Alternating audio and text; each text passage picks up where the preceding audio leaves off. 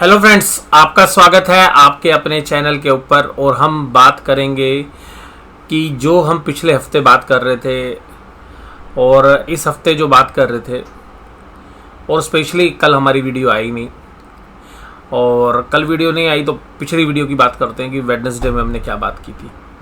तो वेडनेसडे में मैंने स्पेशली एक बात की थी कि देखिएगा, टेक्निकल सेटअप अभी भी मजबूत बना हुआ है और मुझे इस बात का अंदेशा है कि बाज़ार में जो भी फॉल आएगा वो बड़ा स्टीप फॉल आएगा।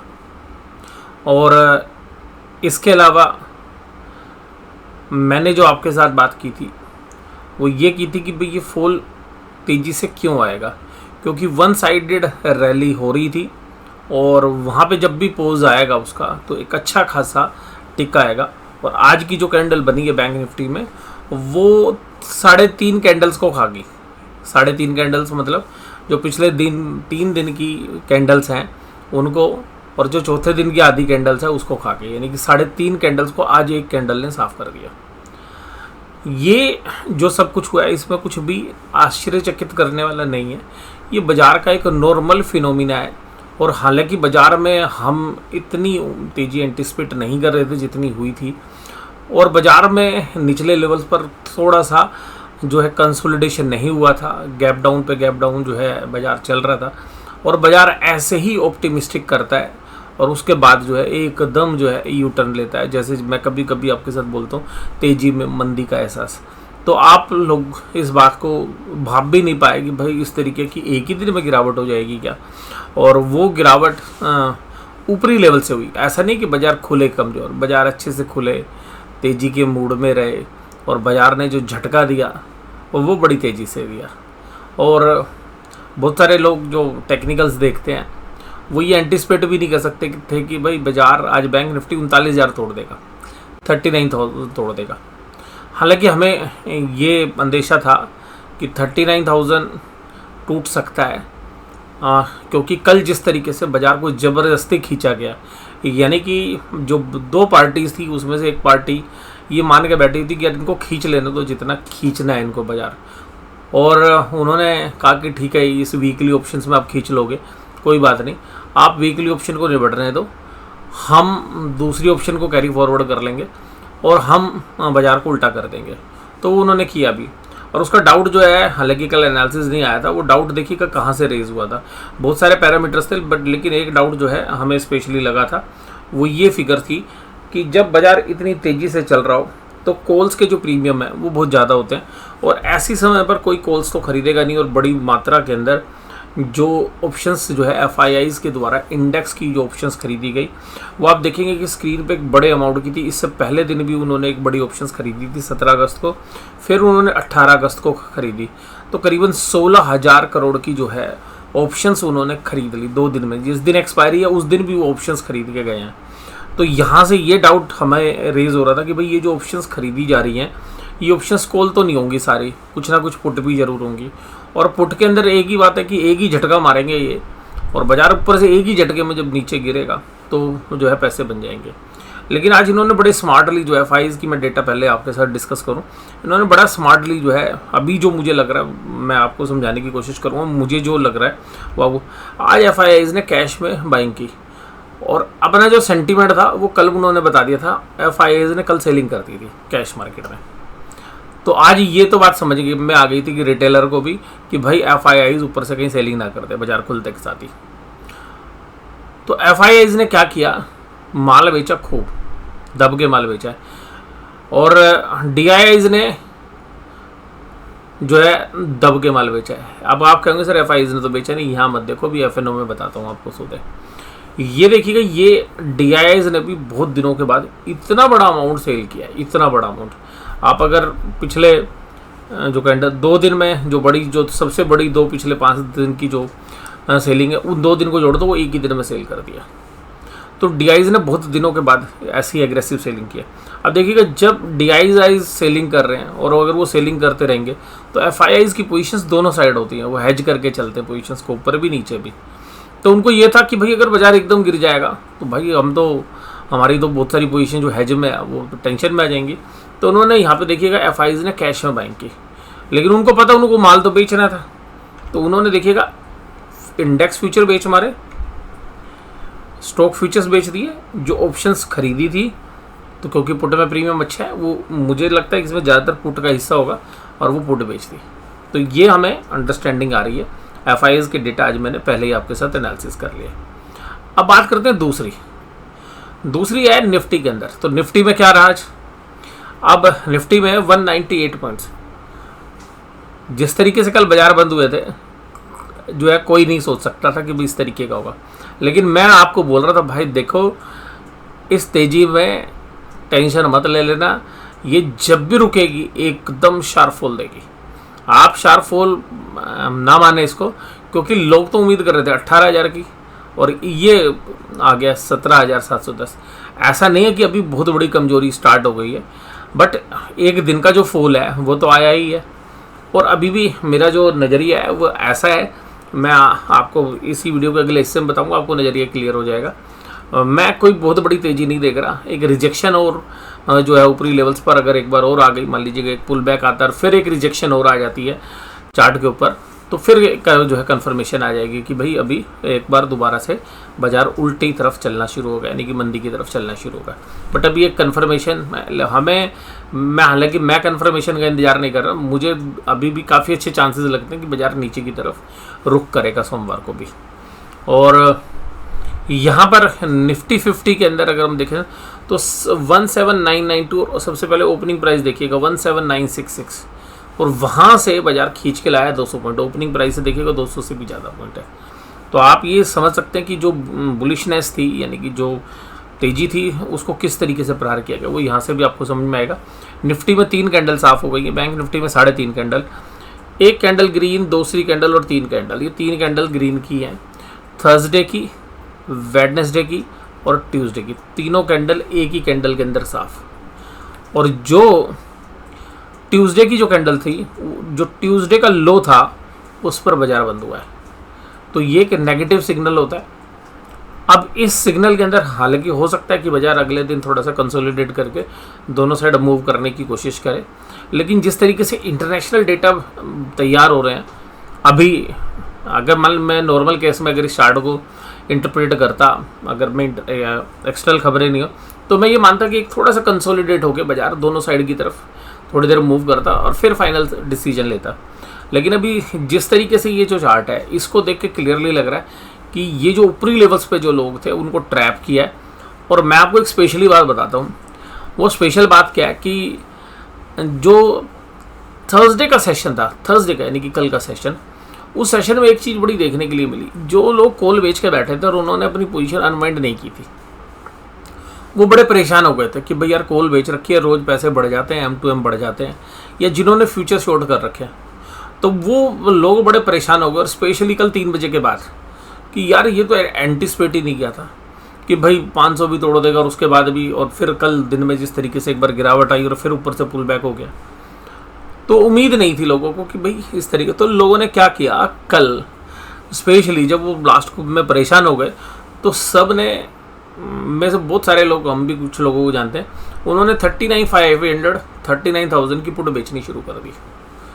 और इतना बाजार चलने के बाद अगर वो पोजीशन उनकी फंसी हुई है, कॉल वगैरह बेची हुई फंसी हुई है, और 39,500 या 39,000 की आप पुट बेच रहे हैं, तो एक देखिएगा आप अपना, अगर आपकी पोजीशंस बहुत बड़ी है, मान लीजिएगा आपके पास 100 लॉट है और आपने केवल 20 लॉट की बेची है तो कोई दिक्कत नहीं है। लेकिन अगर आपने बराबर लॉट बेच दी है, बराबर क्वांटिटी बेच दी, तो अल्टीमेटली इस तरीके की जो स्ट्रेटेजी होती है, इसका मतलब होता है कि भाई अगर आपने 39,000 की एट द मनी पुट बेच दी, तो वो तकरीबन 400-350 रुपये की थी, तो वो उसको छोड़ के बाकी अमाउंट आपने लॉस बुक कर लिया, क्योंकि दोनों सेम डायरेक्शन में, एक प्लस होगी तो दूसरी माइनस होगी। तो इस तरीके से ये जो स्ट्रेटेजी है जनरली ट्रेडर्स यूज़ करते हैं। और ऑपरेटर को पता था भाई ये आज हो गई पुट बेच दिए, अब आ जाओ इनको नीचे लेते हैं। अब वो बाजार में कॉल में जो उन्होंने बेची थी उसमें तो उनका लॉस कम होना शुरू हो गया, लेकिन वहीं जो पुट बेची उसमें लॉस बढ़ना शुरू हो गया। तो ये जो स्ट्रेटेजी है ये जनरली यूज़ होती है, लेकिन इसके अलावा भी और बहुत सारी स्ट्रेटेजी है, बट एक स्ट्रेट फॉरवर्ड स्ट्रेटेजी है कि भाई आपकी कॉल फंस गई, पुट बेचना शुरू कर दो। और उस स्ट्रेटेजी के अंदर आज जो है फंसाने की कोशिश की। हालांकि लोग पुट जल्दी से नहीं बेचते, वो उनको पता है कि बाजार टर्न अराउंड हो जाएगा, आ जाएगा, नीचे आ जाएगा, तो इंतजार करते हैं। जब नहीं आता, थक जाते हैं, तो लोग ऐसी स्ट्रेटेजी जो है यूज़ करते हैं ट्रेडर। तो आज देखिएगा बड़े प्लेयर जो है साइकोलॉजिकली इस तरीके की चीज़ों को सोचते हैं और उन्होंने ये कर दिया।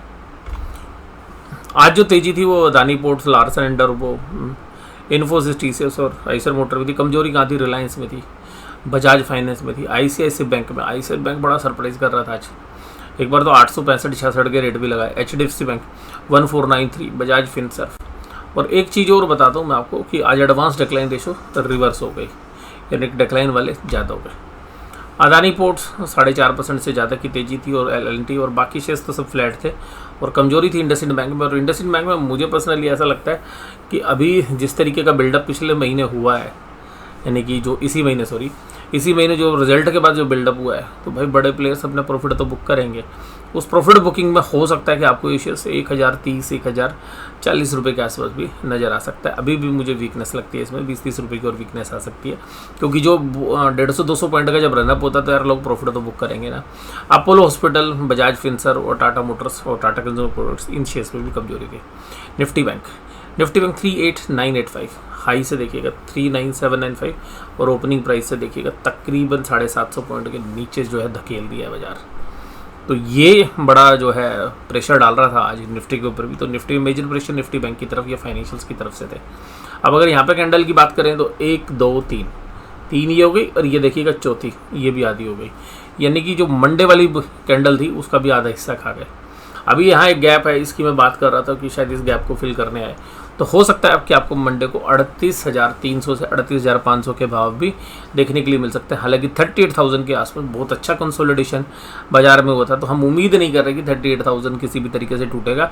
38,200 के आसपास तक बाजार जा सकता है। 200 to 300 में एक अच्छी स्पोर्ट है, क्योंकि अभी काम हो गया है तो वहाँ गैप भी है और मुझे लगता है काफ़ी अच्छे चांसेस हैं कि बाजार अगर ऊपर भी खुलता है तो भी नीचे जाने के चांसेस हैं। और बाजार में अभी जो तेजी बनी हुई थी उस पर एक तरीके का पोज हो जाएगा। सोमवार को और थोड़ी सी कंफर्मेशन आ जाएगी कि भाई अब बाजार टिकने वाला है या नहीं टिकने वाला।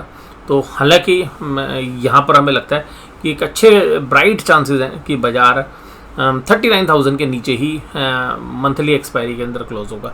और हो सकता है कि कल अगर सोमवार का अगर ट्रेंड अगर बनता है कुछ इस तरीके का, तो हो सकता है कि बाजार आपको जो सेकंड वीकली एक्सपायरी थी इस महीने की, वहाँ पर 37,200 300 के आसपास के लो लगाए थे, तो वहाँ पे तो मैं नहीं कह रहा, बट उसके आसपास जो है मान लीजिएगा 38,000 अगर टूटता है तो 38,000 के नीचे एक बड़ी अच्छी सपोर्ट है 37,750।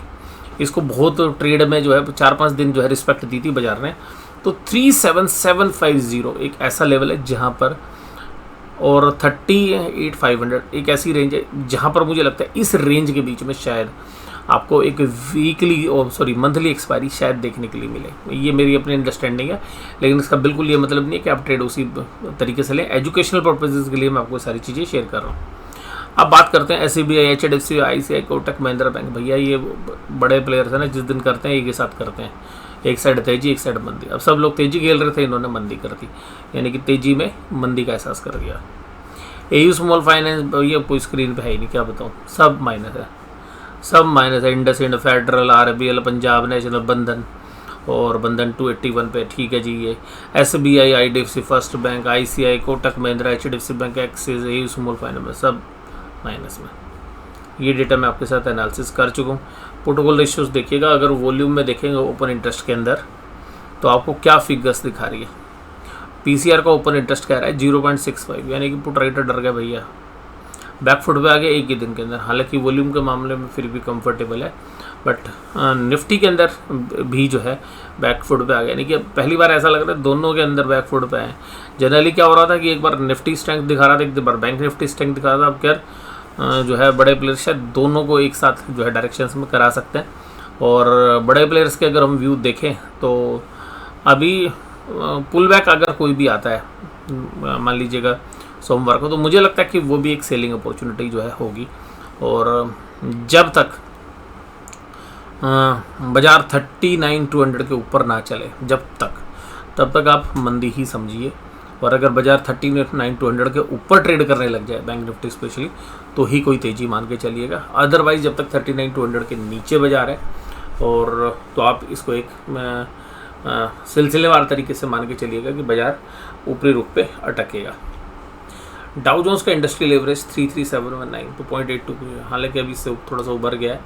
और मैं आपके साथ एक ही बात करूंगा कि भाई जब भी तेज़ी हो रही है ना और उसमें मंदी का एनालिसिस करना कि भाई आप उसमें मंदी बता रहे हो और आपकी जबरदस्त कन्विक्शन है, तो यार ये बहुत ही रिस्की गेम होता है, क्योंकि सब लोग ये बोलते हैं हो गया, अब देखो अब ऐसा होगा। मान लीजिए आज जो पैटर्न बनाया ना, इसको देख के तो आपको कोई भी कह देगा कि हाँ भाई ये मंदी होएगी, चलो भाई ये मंदी की शुरुआत हो गई। लेकिन जब मैं आपसे बोल रहा था तो मैं आपको बस यही बोल रहा था भाई अलर्ट रहने का है। मैंने खुद भी जो है इस तरीके से कभी कभी क्या होता है, हमसे भी पहले गलती हो जाती थी कि जो मैंने भी आपको बोला कि हम पुट बेच देते थे कि अगर मान लीजिए कि आपकी कॉल फंस गई तो आपने पुट बेच दी, और इस तरीके से फिर बाद में क्या होता था, कॉल में तो आप प्रॉफिट ले लेते थे बाद, लेकिन वो पुट जो है वो ज़्यादा बुरी फंस जाती थी अगर स्टॉप लॉस ना लगा तो इस तरीके से जो लोग ऑप्शंस में ट्रेड करते हैं तो उन लोगों को पता है कि बहुत कॉमन स्ट्रेटेजी है कि भाई सामने वाली पुट बेच दी। और ये बड़े प्लेयर्स आजकल ऐसे हो गए एल्गो से काम करते हैं, फिर उस पुट को ही ना यार इतना लॉस करा देते हैं जितना कॉल में नहीं होता ना, उसका डबल करा देते हैं। और ये इंसिडेंस जो है अगर आप अपने ट्रेडर को देखेंगे तो आपको पता चलेगा। लेकिन इसका बचने का एक ही इलाज है, वो है स्टॉप लॉस। तो जो स्टॉप लॉस लगाएंगे वो बच जाएंगे। और अगर WTI क्रूड की बात करें तो 91 पे, ब्रेंट क्रूड 97 पर आ गया है। और इसके साथ साथ ऑप्शन चेन के डेटा में बड़ा इंटरेस्टिंग डेटा है आज, और सॉरी आज दूसरे डेटा लग गए हैं आपके साथ स्क्रीन पे, वो डेटा नहीं लगे हैं, गलत डेटा आ गए हैं। तो ठीक है, वो मैं आपको दूसरे वीडियो में जो है कोशिश करूँगा समझाने की। और यहाँ पे देखिएगा डॉलर इंडेक्स, जो डॉलर इंडेक्स है उसमें आप देखेंगे 108 पे चला गया, 108 पे चला गया। इस 108 पे जाने का मतलब क्या है? 108 पे जाने का मतलब बताइए क्या है? 108 पे चला गया है, इसका मतलब है कि डॉलर और मजबूत हो रहा है और रुपया $80 के ऊपर चला गया था आज इंट्राडे। ठीक है जी, इंडियन मार्केट में नहीं, इंटरनेशनल मार्केट में बात कर रहा हूँ। $108 डॉलर मजबूत है। जब जब डॉलर मजबूत होता है शेयर बाजारों पर वीकनेस आती है। दूसरा देखिएगा, हालांकि इससे आपको कोई लेना देना नहीं है, यह बिटकॉइन जो आपको स्क्रीन पर नजर आ रही है, बिटकॉइन के प्राइस है 21412। ये मत देखिएगा ये 2038 रुपये अभी गिरावट के साथ काम कर रहा है। दूसरी चीज़ देखिएगा 8.69% की कमजोरी है। और ये जो वीकनेस है अभी हाल फिलहाल में, जब बाज़ार हमारे पूरे यूरोप के US और इंडिया के बाज़ार जब जून के अंदर बंद हुए थे तब इस तरीके की कमजोरी आई थी। और फिर दोबारा से, और इथेरियम जो है दूसरी एक क्रिप्टो करेंसी है काफ़ी पॉपुलर, उसमें 9.46% की कमजोरी है। ये संकेत भी नेगेटिव के दे रहे हैं। दूसरा है 10 ईयर की US बॉन्ड यील्ड, वो भी तकरीबन 0.10 यानी कि 10 बेसिस पॉइंट के आसपास बढ़ गई है।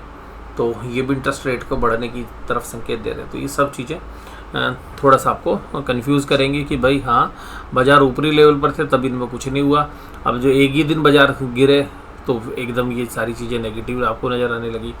तो देखिएगा, हम तो आपके साथ ये चर्चा कर ही रहे थे कि जो है इस तरीके के चांसेस हैं कि ऐसा हो सकता है।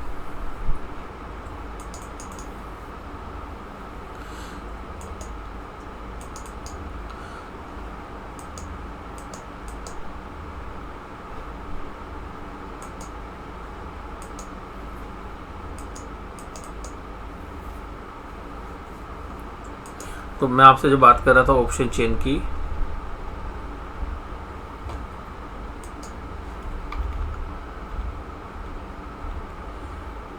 तो ये देखिएगा ऑप्शन चेन, अगर आप बैंक निफ्टी के ऑप्शन चेन देखेंगे